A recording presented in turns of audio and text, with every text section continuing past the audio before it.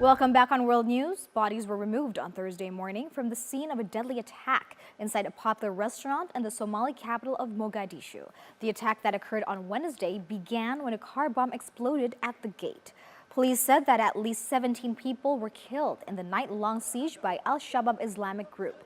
Most of the victims were young men who had been entering the pizza restaurant when the vehicle exploded. All 5 attackers were killed, and after dawn, the soldiers secured the building. The Somalia-based Al-Shabaab often targets high-profile areas of Mogadishu, including hotels, military checkpoints, and areas near the presidential palace. It has vowed to step up attacks after the recently elected government launched a new military offensive against it.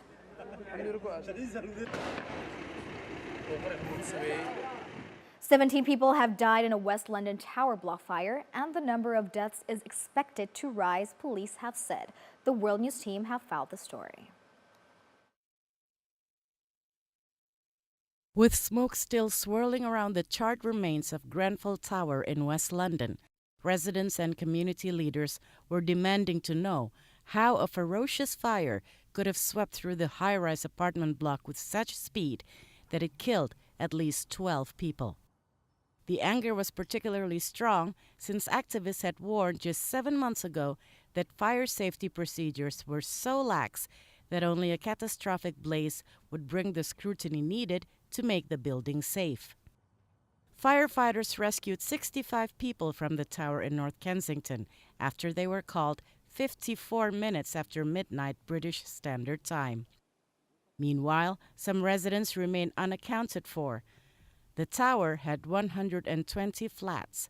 The cause of the fire remains unknown. Prime Minister Theresa May has expressed her sadness at the loss of life and is expected to visit the scene of the fire soon. London Mayor Sadiq Khan said questions must be answered about safety for the scores of other apartment blocks around the British capital. The ambulance service said 68 patients were taken to 6 hospitals across London, with 18 in critical condition. A further 10 patients made their own way to hospital. Grenfell Tower underwent an £8.6 million refurbishment as part of a wider transformation of the estate that was completed in May last year. Work included new exterior cladding and communal heating system. Kartini Sri Chitra, Metro TV. A group of United States congressmen and others were shot on Wednesday by a man with a rifle during early morning practice for an annual bipartisan charity baseball game. 4 people were wounded, including Steve Scalise, the third-ranking Republican in the House of Representatives. VOA White House Bureau Chief Correspondent Steve Herman was on the scene in Alexandria, Virginia. The president and vice president canceled their public events for the day, and the House of Representatives, stunned by the attack on its own members, halted proceedings.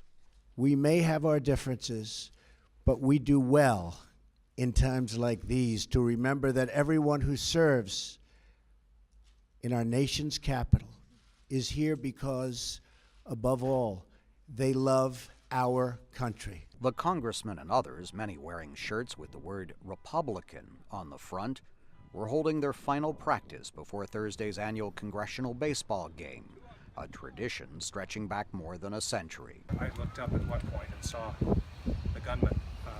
He'd come around the back near home plate and had a clear line of sight into the dugout. And so we had to get down again. And Steve Scalise was laying motionless on the field. He had dragged himself off of the infield into the outfield.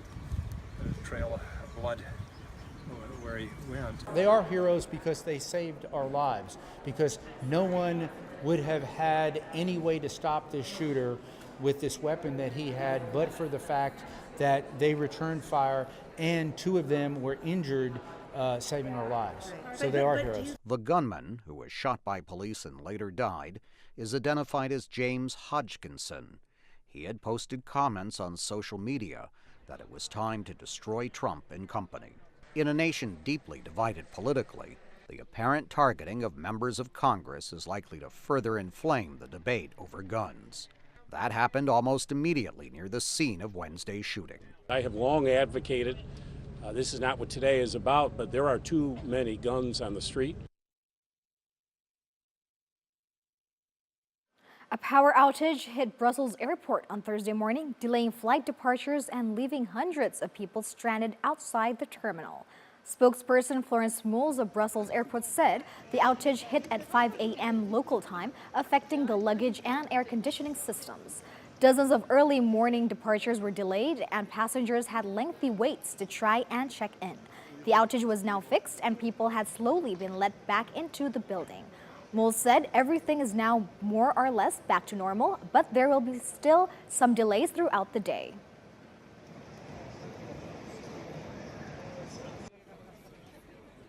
Now take a look at what the weather will be like across the world today.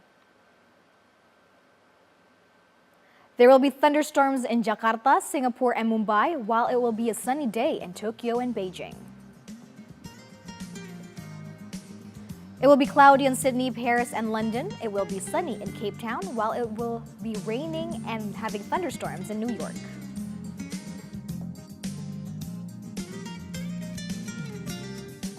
Stay with us on World News. After the break, we'll be right back with more information, including how Matt Wilkinson defeated Conor O'Leary on Thursday to win the World Surf League in Fiji Pro. And the upcoming dark comedy Rough Night.